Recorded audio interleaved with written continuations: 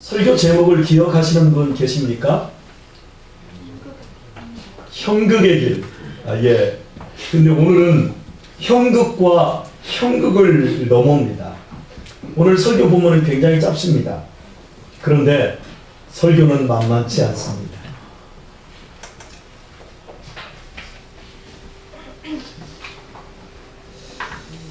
인생 말년에 접어든 바울은 자신의 생을 마감하기 전 믿음의 형제들을 권면하고자 오늘날의 아시아 대륙 서쪽 끝에 있는 에베소를 출발하여 동쪽으로 유럽의 초입인 마케도냐와 헬라에 이르는 600km를 걸어야 했습니다.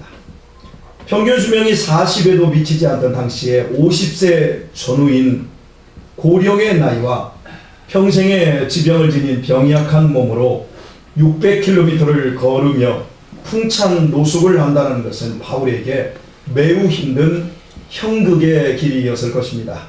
그럼에도 바울은 고단한 삶을 사는 믿음의 형제들을 천국 복음으로 위로하고 권면하고자 먼 길을 찾아갔습니다. 이 세상은 나그네 길이야.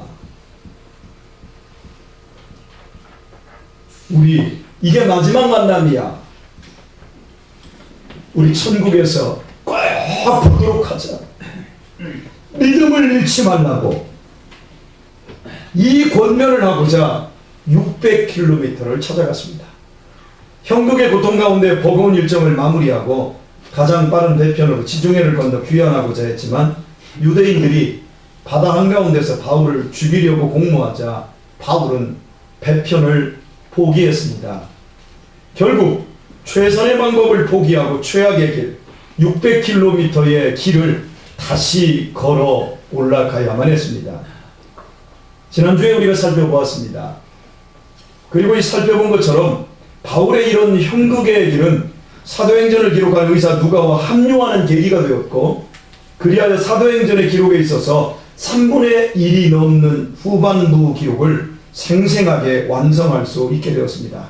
결국 바울의 형극의 길은 하나님께서 바울을 시대와 공간을 뛰어넘는 영원한 사도로 드러내고자 하려는 영광의 길이었던 것입니다.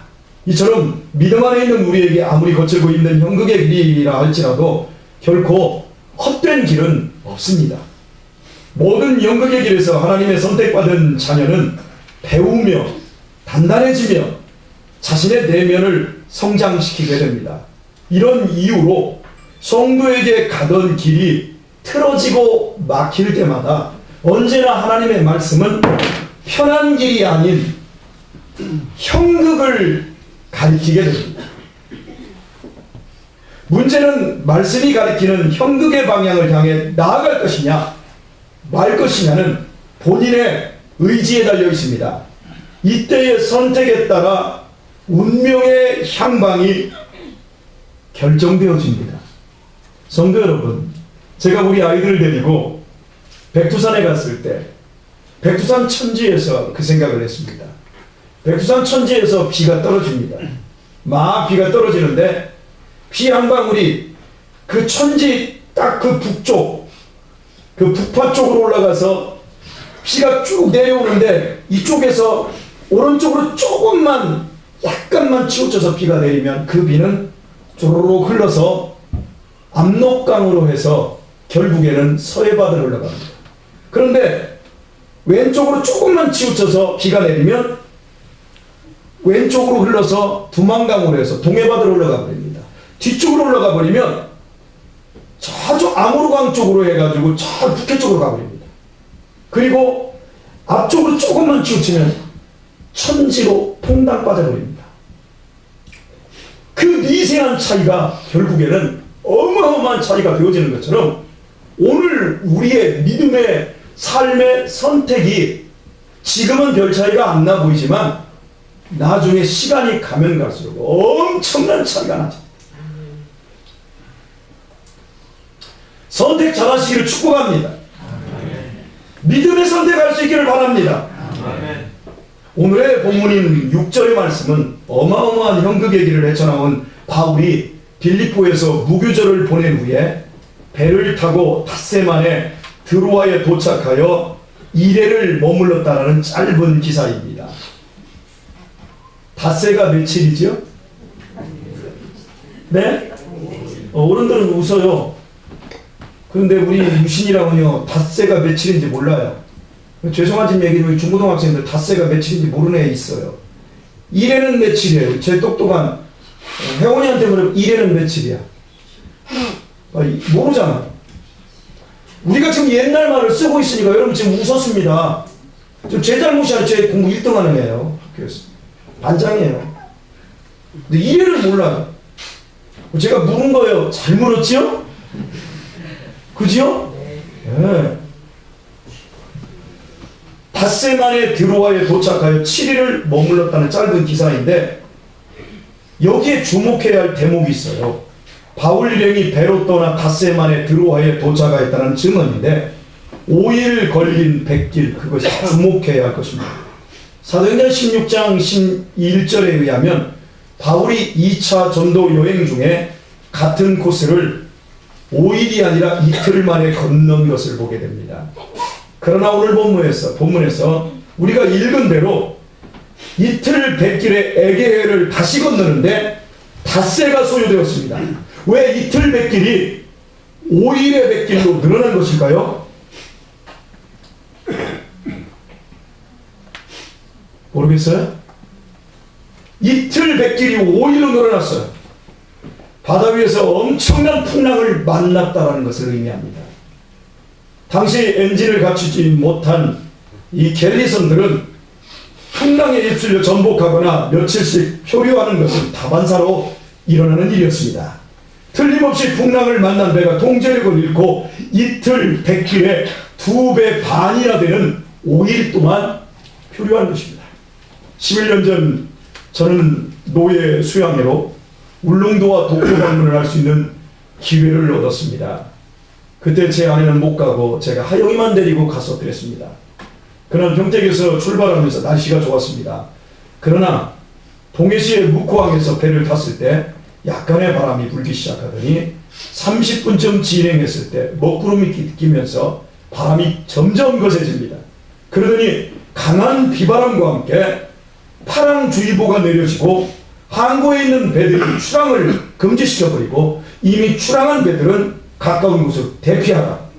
빨리 회항하든지 빨리 진행하라. 그런데 저희 배는 바다 가운데에 있었기 때문에 회항하지 않고 그냥 가야 될 곳으로 계속 직진하게 되었습니다. 그리하여 11시 30분에 출발한 저희 배가 그날 마지막으로 울릉도에 들어가는 배가 되었습니다. 저희가 탄 배는 4m 이상의 파도와 맞서며 그 한 200명 정도 타는 배가 그냥 공중으로 붕 떠버려요. 그러다가 푹 들어가 버리면 바닷속에 있는 것 같아요. 와, 여러분 4m 이상의 그 파도와 맞서면서 3시간이면 갈 수 있는, 지금은 2시간 20분으로 이렇게 줄었더라고요. 3시간이면 그때 갈 수 있는 배가 울릉도 도동항까지 가는데 5시간을 갔습니다. 그날 배 안에서 무슨 일이 벌어진 줄 아십니까? 울릉. 왜 울릉도예요? 아시죠? 네. 가보신 분들은 알아요. 그때 선원들을 제외하고 대부분 멀미로 난리가 났습니다. 유난히 멀미를 하는 체질인 저는 죽다 살았습니다. 하영이가 옆에서 토를 하는데도 저는 울렁증이 심해 숨이 쉬어지질 않고 눈을 뜰 수가 없는 거예요. 그래서 얘가 옆에서 토하는데 황기성 목사님 그걸 받아냈어요. 여러분 1초가 일주일보다 더 길게 느껴지는 고통이었습니다. 죽어버리고 싶어요. 그렇게 힘들더라고요. 그리고요 배에 있는 화장실이 있는데요, 변기에다 얼마나 토를 했는지 변기까지 못 가고 화장실 문 열면서 토를 하고 화장실 입구까지 그냥 토사물이 흘러 넘쳐서요 난리가 나버렸습니다. 도동항에 도착하여 배에서 내렸을 때는 하늘이 노란했고 울릉도에 있는 3일 동안 아무것도 먹지 못했습니다. 나올 때 역시 얼마나 멀미를 했는지 집에 와서 몸무게를 달아보니까 4kg이나 줄어들었어요. 다이어트 하고 싶으면 파랑주의보 내렸을 때 울릉도 서너 번만 갔다 오면 쭉 빠집니다. 뭐 돈도 얼마 안 들어요. 여러분은 웃었는데요. 저는 그때 정말 죽는 줄 알았어요. 5시간 멀미하는 것도 생지옥 같은 형극인데 5일 동안이나 표류하는 배 안에서 바울이 당했을 고통이 얼마나 컸을까요? 더욱이 병약한 몸으로 평균 수명을 훌쩍 넘어선 인생 말년에 접어든 바울의 고생은 누구보다 심했을 것입니다. 그 여파로 바울은 드로아에서 내리자마자 7일 동안이나 머물면서 풍랑에 시달린 심신을 추스르는 하고 꼼짝 못했던 거예요. 이 상황을 앞전 상황과 연결해서 다시 한번 생각을 해보려고 합니다. 지도 이렇게 펴놔. 지도를 한 번만 다시 더 보도록 하겠습니다. 그거 좀 크게 해야 되는데.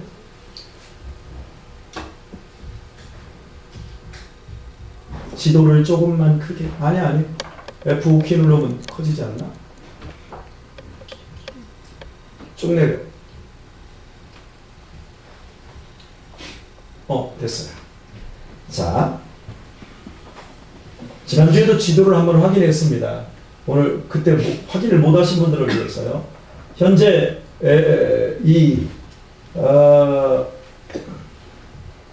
여기 에베소에서 3년간의 사역을 마친 바울이 드로아까지 이만큼을 이동을 했어요. 이 거리는 뺐습니다.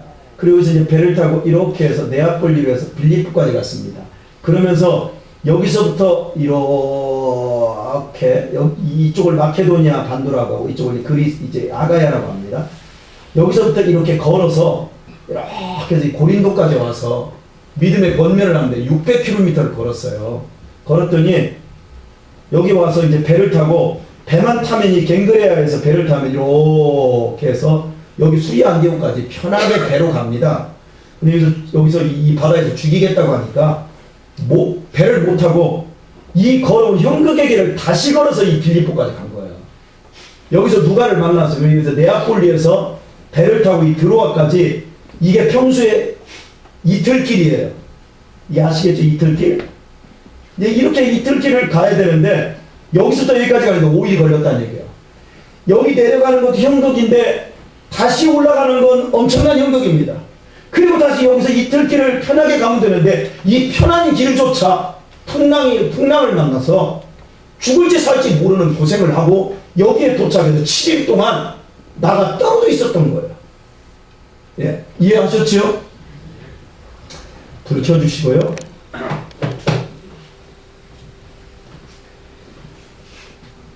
평소 이틀길인 100길 미친듯이 걷는 바람한테 5일을 표류하며 몸이 만신창이 같은 거예요. 형극을 넘었더니 또 형극이 나오고 이제 끝났다고 생각했는데 더 큰 형극의 풍랑이 온 몸을 삼켜버린 거예요. 주님께서 친히 임마누엘로 바울과 함께 하시고 계시는데 형통은 한 번도 없고 형극의 길만 반복되고 있습니다. 여러분이 이런 상황이라면 어쩌시렵니까?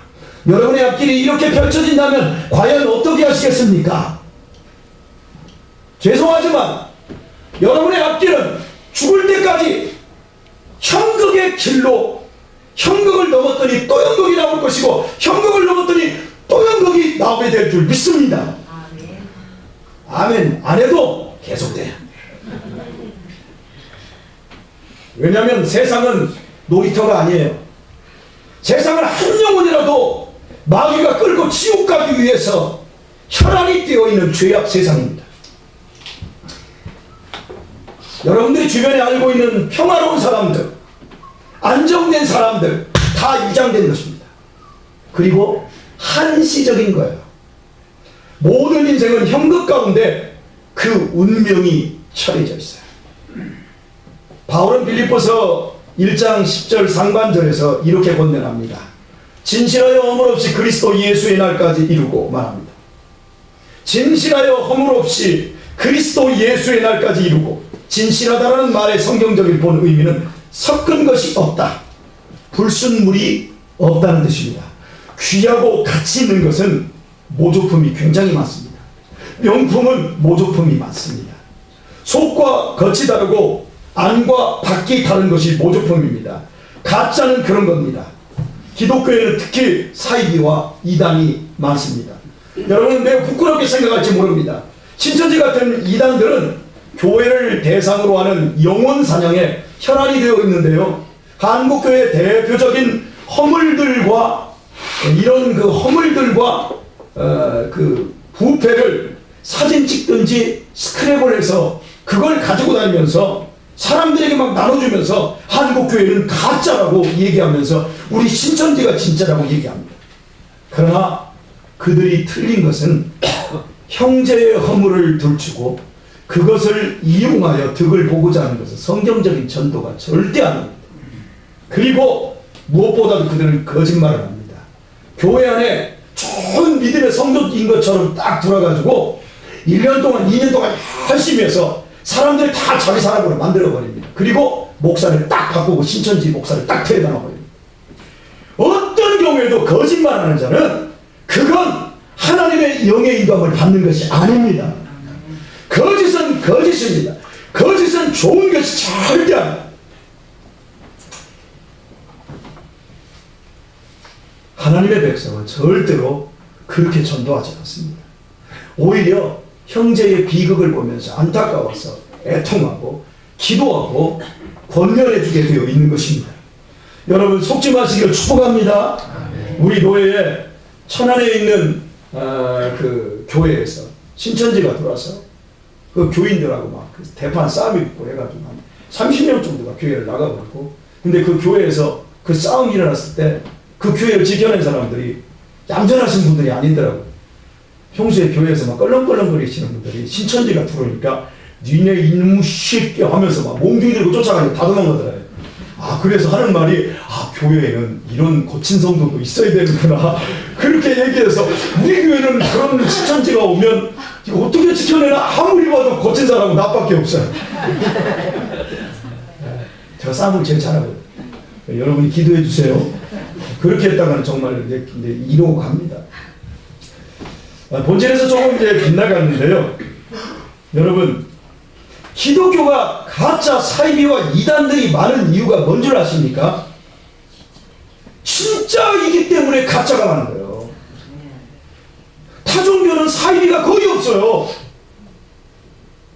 불교에는 이단이 거의 없어요. 원불교 하나밖에 없어요. 왜 사이비가 이렇게 많은가? 진짜이기 때문에. 그 자체가 생명이 없는 가짜들은 모조품이 있을 필요가 없어요. 진품만 가짜가 있지 모조품은 가짜가 없습니다. 교회에는 진짜 영원한 생명이 있고 천국이 있기 때문에 가짜가 판을 치는 것입니다. 그러면 우리는 여러분 진짜일까요? 가짜일까요? 네? 우리 교회는 진짜일까요? 가짜일까요? 아니 묻습니다. 여러분의 목사는 정말 진짜 목사일까요? 사건 목사일까요? 경호님 대답을 합니다. 여러분이 지금 진짜라고 얘기했어요.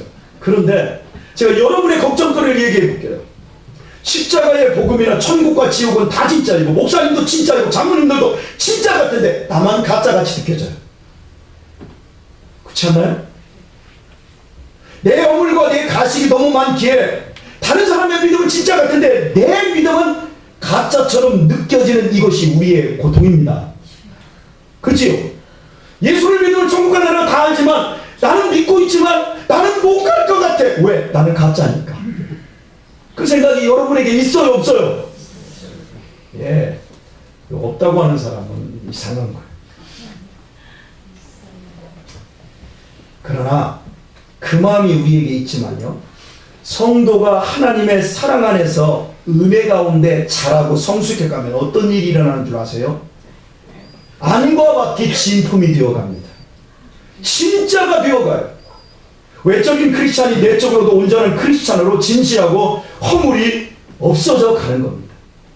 우리의 신앙이 거기까지 가야 돼요.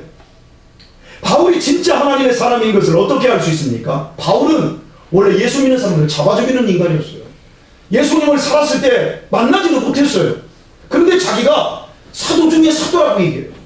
사도들은 예수님을 만나고 예수님에게 배워야만 사도일 수 있는데 자기를 사도라고 얘기했고 그 시대에 모든 사람들이 바울을 최고의 사도로 인정했습니다. 그러면 그가 사도인 것을 어떻게 증명이 됩니까? 사도행전 2장 24절에 보면 바울이 이렇게 고백해요. 나의 달려갈 길과 주 예수께 받은 사명 곧 은혜의 복음 전함을 마치려 하면은 나의 생명을 조금도 귀한 것으로 여기지 아니하노라. 여러분, 이 비장하고 멋진 고백을 했기 때문에 사도가 바울이 진짜 사도가 된 것일까요? 오직 형극을 넘고 또 형극을 넘으면서도 자신의 복음 전파함의 사명을 다 감당하며 자신이 고백한 대로 살았기에 그가 진짜 사도가 된 것입니다. 우리 주변에 성령으로 시작하였다가 육신으로 마치는 주의 종들이 얼마나 많은 줄 아십니까? 그러나 바울은 누가 봐도 진실하여 허물 없이 그리스도의 날까지 이른 것으로서 참된 사도가 된 것입니다. 저는 50이 되는 인생을 살아오는 동안 저 자신을 보는 눈이 굉장히 달라졌습니다. 저를 충분히 보지 못했던 20, 30대는 제가 굉장히 대단한 사람인 줄 알았어요. 다 변화시킬 줄 알았어요. 다 회복시킬 수 있을 줄 알았어요. 그러나 나이를 먹어가면서 나는 진짜 병자였구나 하는 생각을 수없이 하게 됩니다.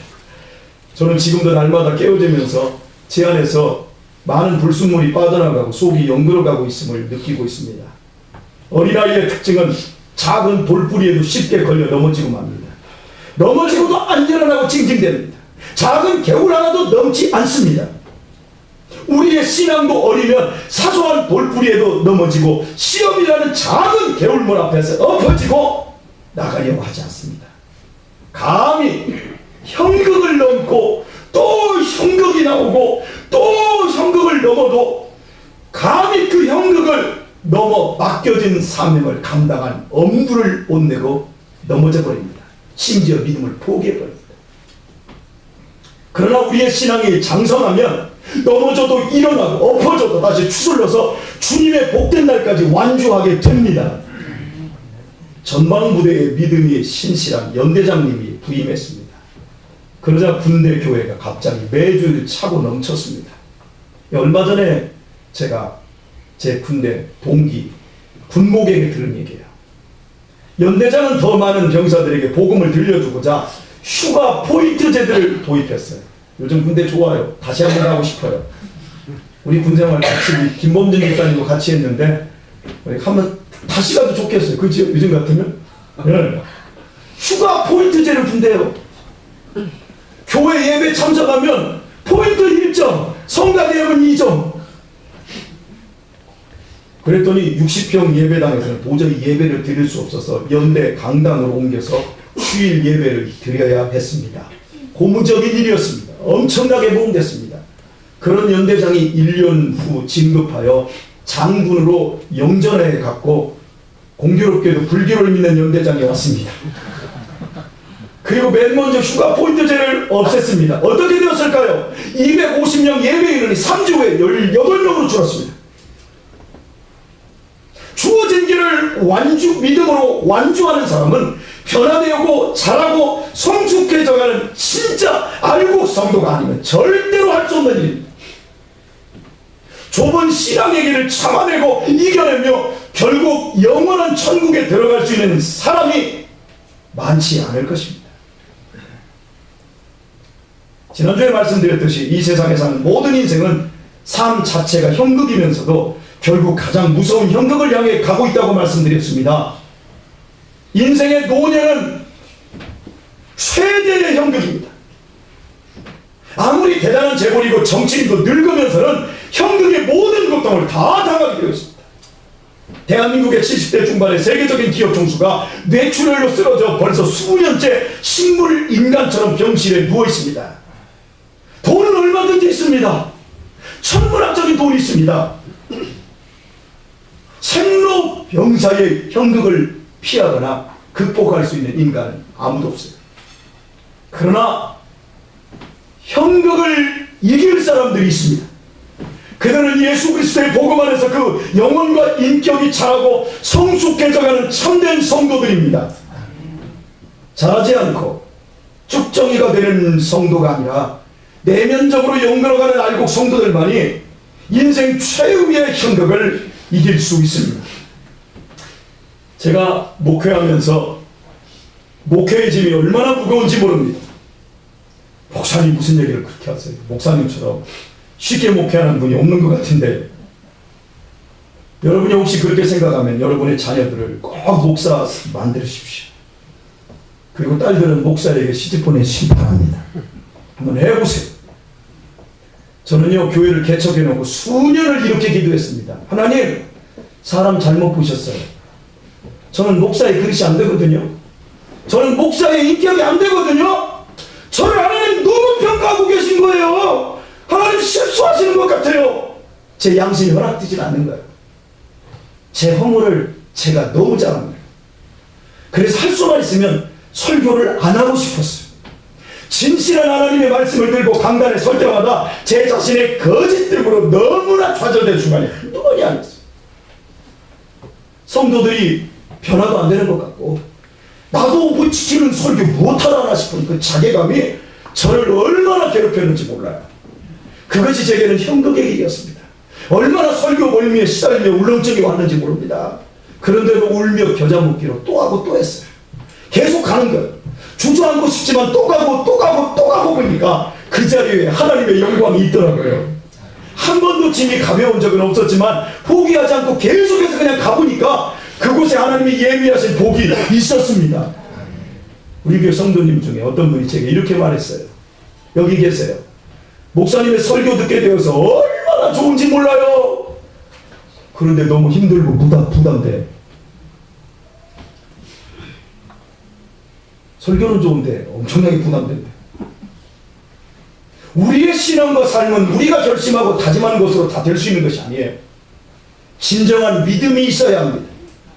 우리 주 예수 그리스도께서 완전한 값을 치르셨기 때문에 우리에게 영광스러운 변화와 완성이 반드시 주어질 줄을 믿고, 그 믿음의 과정에서 수많은 넘어짐과 좌절과 낙심이 있어도 결코 포기하지 않고 하나님을 신뢰하며 끝까지 가야 하는 믿음이 선행되어야 합니다.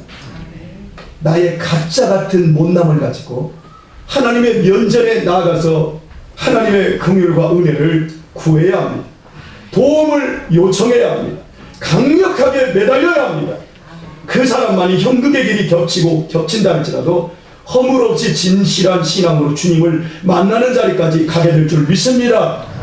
땅 위에 있는 성도 가운데 완전한 사람은 아무도 없어요. 모두 죄된 병 중에 심각한 증상을 가지고 있습니다. 하지만 말씀에 순종하며 달라지고 변화되면 그 안에 예수 믿는 권능과 살아있는 아름다움이 만들어지게 됩니다. 결국 그 은혜의 힘으로 주님께서 오시는 영광스러운 날까지 형극의 길을 믿음으로 넘으며 완주할 수 있게 되어지는 겁니다. 등산을 하다 보면 가끔씩 하산하는 사람들이 다치거나 쩔뚝거리며 엉금엉금 기어내려오는 것을 볼 수 있게 됩니다.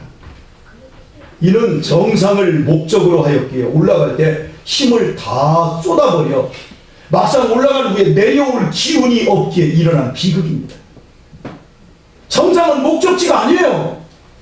거쳐가는 곳일 뿐, 아무리 화려해도 거쳐가는 곳일 뿐, 언제나 등산은 출발지로 안전하게 되돌아오는 것으로 목적을 삼아야 합니다. 저는 제 아들들을 데리고 다니면서 그것을 철저하게 훈련시킵니다. 우리가 믿음에서 좌초하는 이유는 외부의 형극 때문이 아니라 자신의 무지에 자기가 속아 넘어가서 넘어지는 겁니다. 자신의 이성과 의지를 넘어 하나님의 말씀이 요구하는 명확한 신앙 기준을 가진 사람은 절대로 어떤 경우에도 자초하지 않습니다. 그러나 신앙이 좋아 보이는 것 같지만 성경적 기준이 아닌 자기 생각을 기준으로 믿음 생활하는 사람은, 따라서 합시다, 반드시 좌초한다. 반드시 좌초한다. 한번 성경에서 가장 중요하게 여기는 두 가지를 가지고 여러분이 설명해 볼까요? 성경은 우리에게 쉬지 말고 기도하라 그럽니다. 기도는 영적인 호흡입니다. 정말로 기도는 중요한 것입니다. 왜 아멘들을 안 해요? 정말 중요해요. 그럼 이제 묻습니다. 그럼 왜 기도해야지? 내 소원을 관철시키기 위해서요? 철야기도 합니다. 금식기도 합니다. 새벽기도 합니다. 이런 기도는 형극의 고통을 인내하는 기도입니다. 그러면 왜 이런 기도 하나요? 편하게 신앙생활하면 되는데 능력 받으려고 합니까? 그러면 능력 받아서 뭐 하려고요? 아니요, 능력 아니고요. 응답 받으려고 해요. 그럼 응답 받아서 뭐 하려고요? 기도를 많이 하고 기도를 엄청나게 열심히 하는 것 자체가 목적지가 아니에요. 내가 철야기도 했다, 내가 금식기도 했다, 내가 새벽기도를 50년째 하고 있다, 이건 목적지가 아니에요. 기도의 목적지는 하나님의 뜻에 순종하는 참된 하나님의 자녀로 살기 위해서 하나님께 도움을 구하는 것입니다. 다른 말로 표현합시다. 나의 삶을 통해 하나님의 나라가 온전히 이루어지기 위해서 기도하는 것입니다. 인정하시면 아멘. 로마서 14장 7절에서 하나님의 나라는 먹고 마시는 것이 아니요 오직 성령 안에서 의와 평강과 희락이니라 말씀합니다. 기도 많이 했으면 성령 안에서 의와 평강과 희락이 있는 거기로 가야 합니다. 성령 안에서 의와 평강과 희락이 있는 삶을 사는 것에 목적지가 있습니다. 제 동기 목사님들 가운데 수원과 용인 쪽에 사시는 우리 목사님들 중에 기도를 정말 많이 하는 분들이 계십니다. 40일 금식 기도도 하고요, 20일도 2번이나 하신 분도 계시고요, 일주일 금식은 정말 1년이면 한 5-6번씩 하시는 분도 계십니다. 그런데요 여러분, 그렇게 기도 많이 하는데 그분들을 만나면 의롭지가 않아요. 약속 번번이 어기고 거짓말로 대충 때우고, 난 그걸 볼 때마다 이상해요. 평화가 없어요. 그들을 보면 기쁨이 없어요. 상냥하지가 않아요. 특별히 가정 안에서 사모님하고 희락이 없어요. 여러분, 사모님 이러고 보면 눈치 줘요. 여러분, 왜 그럴까요? 기도라고 하는 과정이 목적지가 되어버려서 그렇습니다. 한국교회에서 기도 제일 많이 하는 특별새벽기도 30년 이상 해서 수만 명이 모이는 교회가 오늘 열매가 의와 평강과 희락이 아니라 불의와 불안과 슬픔으로 끝나버렸어요. 어느 교회인 줄 아시지요? 서울 목동에 있는 대표적인 제자 훈련 했던 교회에 목사님이 헌금 자기 마음대로 전용하고 자기에게 훈련받은 성도들의 고발로 감옥에 가버렸습니다. 수많은 사람들이 기도했는데 기도가 요구하고 있는 의와 평강과 희락이 있는 하나님의 나라로 안 가더라는 거예요. 그리하면 기도 많이 하고 말씀 똑바로 하는 것 같지만 형극의 길을 절대 넘을 수가 없고 결국 마귀에게 좋은 것들을 다 빼앗기게 되는 겁니다. 디모데후서 3장 16절 말씀은 이렇습니다. 모든 성경은 하나님의 감동으로 된 것을 교훈과 책망과 바르게 함과 의로 교육하기에 유익하니 이는 하나님의 사람을 온전케 하며 모든 선한 일을 행하기에 온전케 하려 합니다. 길어서 여러분들 이게 무슨 말씀인지 모르시겠어요? 우리가 성경을 알고 성경을 배워야 하는 목적을 얘기하고 있는 겁니다. 하나님의 사람으로 온전케 하며 모든 선한 일을 행하기에 온전케 하려 합니다. 하나님의 말씀으로 바르게 교육받아서 하나님의 사람으로 온전하여져서 모든 선한 일을 온전히 행함으로 진실하여 허물없이 그리스도의 날까지 이르기 위해서입니다. 이게 목적이에요. 하나님의 말씀은 영적으로 거듭난 성도에게는 생명의 양식입니다. 그러므로 날마다 말씀을 읽고 묵상합니다. 현대 크리스찬들은 인터넷의 발달로 말씀 묵상, 큐티 훈련, 제자 훈련 등을 통해 성경의 거의가 능통해 있습니다. 성경을 알고 읽고 이해하는 수준이 상당히 높습니다. 그런데 하나님의 사람으로 온전한 사람들이 주변에 많지 않습니다. 말씀대로 선을 행하는 일에도 온전치 않습니다. 그래서 교회들마다 봉사와 헌신이 줄어들어 교회가 점점 약해져 가고 있습니다. 예전보다 경제적으로 윤택한 것은 사실인데 복음 전파와 선교사를 위해 후원하는 것이 굉장히 줄어들고 있습니다. 이 또한 말씀을 풍성하게 이해하고 바르게 묵상하는 그 자체가 목적지가 되었기 때문입니다. 아닙니다, 여러분. 하나님의 사람으로 온전하여지고 선한 일을 행하는 온전한 삶을 사는 것이 말씀을 배우고 말씀으로 교육받는 목적지입니다. 온전하게 성경을 해석하는 데 있는 것이 아니라 온전하게 성경대로 사는 데에 그 목적이 있습니다. 오늘날 성도에게 늘어나고 성장하고 있는 것은 취미생활과 세상적인 여가생활입니다. 조심해야 합니다. 종교적으로 공을 들이는 그 자체가 목적이 되면 현극을 뛰어넘어 그리스도 예수의 영광스러운 날을 맞이할 수가 없습니다. 우리는 이 세상의 모든 연극을 넘고 또 넘어 결국 최후의 연극인 죽음을 넘어서 천국까지 가야 합니다. 중간에 엎어지면 안 돼요. 이 세상에서 아무리 좋은 것도 우리가 천국에서 장차 누리게 될 영광스러운 내용들에 비하면 그것들은 겉표지밖에 안 됩니다. 이 세상에서 아무리 만나고 대단한 것이라 할지라도 그것은 천국에서 맛보게 되는 것에 비하면 수박 껍데기에 불과합니다. 이 세상에서 우리가 당하는 어떤 그 형극도 지옥에서 당하게 될, 마지막에 저 세상 멸망한 그 지옥에서 당하게 될 그 고통에 비하면 세 발의 피입니다. 제가 그런 감정을 들었습니다. 부산 분 중에 그런 분이 계신데 지금 한 30년 전 얘기입니다. 근데 그분이 지옥을 갔다 왔어요. 천국도 갔다 오고. 이분이 그 극장 앞에서 이 테이프 팔던 분이었어요. 근데 이분이 죽었어요. 죽었는데 정말 천국과 지옥을 보고 왔어요. 그리고 나서 이 사람이 인생이 확 바뀌었어요. 당신 어떻게 이렇게 바뀌었냐 그랬더니 딱 한다는 말, 내가 하나님이, 예수님이 나를 지옥에 데리고 가서 그 막 끓는 유황불에 발가락을 한번 담가보라고 했대요. 발가락을 한번 담갔는데 그 고통이 잊을 수가 없대요. 여러분, 지옥을 경험해 발가락만 담가도 다시 돌아와서 그 인생이 완전히 바뀌었어요. 우리가 지금 이 땅에서 알고 있고 누리고 있는 세상적인 영광과 기쁨, 그리고 세상적인 고통은 실은 천국과 지옥에서 우리가 누리고, 지옥은 맛보지 않을 것이지만 천국에서 누리게 될 그림자에 불과하다는 걸 기억할 수 있기를 바랍니다. 그래서 바울은 자신이 누릴 수 있는 그 모든 세상의 영광스러운 것을 배설물처럼 버렸다고 고백합니다. 그리고 자신의 몸의 고통을 뛰어넘고 심지어 목숨까지 버리면서까지 믿음의 영광스러운 길을 갔습니다. 믿는 순간부터 시작된 모든 영역을 넘고 또 넘어 그리스도 예수의 영광스러운 그 나라에 들어가는 것입니다. 허무주의를 얘기하는 것이 아니에요. 세상을 비관하자는 말도 아니에요. 실상이에요. 실상. 좋은 것은 아버지의 그 나라에 다 있습니다. 우리는 그 나라까지 가야 합니다.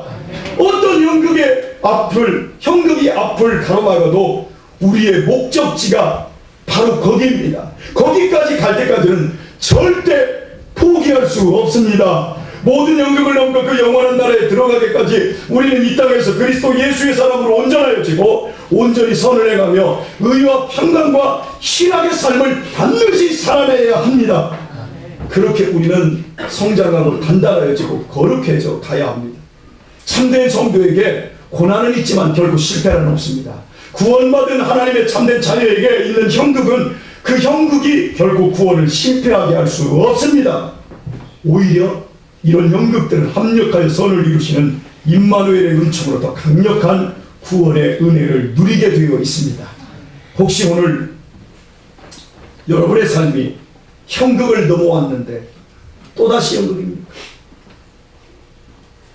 이 형극만 끝나면 형통의 길이 나올 줄 알았는데 또 형극입니까? 그래서 계속되는 형극에 지치십니까? 이렇게 살면 뭐하나, 남들처럼 성질 부리고 욕심과 살고 재미 쫓아서 살아야지, 나만 이렇게 살아서 뭐하노? 혹시 이런 낙심이 있습니까? 그렇지 않습니다. 그날이 올 것입니다. 여러분의 상상을 넘는 진짜 형극의 날이 올 것입니다. 그 무시무시한 형극을 넘어 반드시 생명수 오르는 그 동산까지 우리는 나아가야 합니다. 하나님께 도움을 청하시고 믿음을 가지시기를 축원합니다. 작년 10월에 성광원에서 돌아가신 변모모 할머니 권사님이 계십니다. 그분은 마지막 파킨슨병으로 몸이 돌멩이처럼 바닥에 굳어서 둥글둥글 하다가 이제 결국 가시게 되었는데, 그분이 8월에 가셨는지 10월에 가셨는지 제가 지금 가물가물합니다. 근데 그분이 예배실로 못 올라와서 그 원장님이 그분 위해서 좀 기도해라. 예배 끝나면 항상 내려가서 제가 한 달 동안 그분이 죽기 이틀 전까지 제가 그분에게 복음을 전하고 기도해 줬어요. 근데 마지막 돌아가시기 이틀 전날 저한테 그러더라고요. 요구르트를, 자기가 먹을 요구르트를 2개를 주면서 이제 목근육에 이게 안 넘어가요, 목사님. 그런데 그러면서 요구르트를 딱 2개를 주면서 한다는 말이, 목사님, 내가, 그분이 80이 안 돼서 돌아가셨는데 내가 80년 인생을 이렇게 살면서 얼굴에서 광채가 나는 목사님을 지금 보고 있습니다. 그러더라고요. 제 얼굴에서 광채가 난대요. 아멘 안 해도 돼. 아멘. 광채가 난다고 그러더라고요. 그러면서 목사님 고맙습니다. 그러면서 천국에서 봐요. 아마 오늘이 목사님과 이 땅에서 마지막 만남 같은데 천국에서 봐. 그러면서 편안하게 요구르트 3개를 주면서 목사님 건강하세요 이렇게 했어요. 그게 마지막이었어요. 몸이 굳어가는 거야. 목구멍까지 굳어서 이제 넘기지를 못하는 거야. 그리고 죽음을 향해서 마지막 형극을 향해서 믿음 가지고 나가는 거야. 그런 날이 우리에게 와요. 아멘 안 해도 와요. 정신 차리고 바짝 사세요. 아멘. 마지막 요구르트 3개 주는 것으로 내 평생이나 동안 교회를 섬겼던 그분의 손에서 요구르트 3개를 내가 받았을 때 그분이 이 땅에서 유일하게 저에게 남긴 선물이에요. 여러분이 이 땅을 살아가는 날 동안 무엇을 이 땅에 남기실 거예요? 무엇으로 이 땅을 섬기실 거예요? 오늘 말씀드렸습니다. 지금 당하는 형극은 여러분을 성령 안에서 안과 박을 진짜로 만들어 가시는 하나님의 멋진 손길입니다. 진실하여 허물이 없고 하나님의 사람을 온전하고 모든 선한 일을 온전히 행하여서 그 무시무시한 날을 기쁨으로 맞게 해주시기 위해서입니다. 그러므로 여러분을 낙심시키는 사람 때문에 혹은 힘겨운 상황으로 인해 좌절하고 믿음의 경주를 멈추지 마십시오. 인생에서 가장 무서운 연극, 나의 숨통이 끊어지는 마지막 날이 성큼성큼 다가오고 있습니다. 그날 진실하여 허물 없고 모든 선한 일을 행한 온전한 하나님의 사람으로 주님을 맞이할 수 있기를 축복합니다. 그러므로 여러분에게 권면합니다. 믿음의 형제와 자매들을 더 사랑하십시오. 다시 말하노니 더 사랑하십시오. 우리는 천국이 허락된 하늘 가족입니다. 나태와 안일에 빠지지 말고 헌신하며 사십시오. 천국이 우리 것입니다. 영원한 영광이 나의 것입니다. 강박하지 말고 너그러운 사람 되십시오. 냉랭하지 말고 따뜻하게 사십시오. 굳어지지 말고 나긋나긋하게 사십시오. 나누고 섬기며 사십시오. 그리하면 가장 무서운 연극을 지나고 천국에서 복된 아침을 맞이할 것입니다. 반드시 우리 구주께서 우리의 고단한 한평생을 참되게 보고 네가 참 잘하였다고 평가하실 그 복된 날이 반드시 올 줄 믿습니다. 부딪히에 오셔서 계속되는 연극의 삶을 믿음으로 이기시고 진짜 연극의 날을 영광스럽고 당당하게 진실하여 허물없이 맞이할 수 있기를 주의 이름으로 축원합니다. 찬양하겠습니다.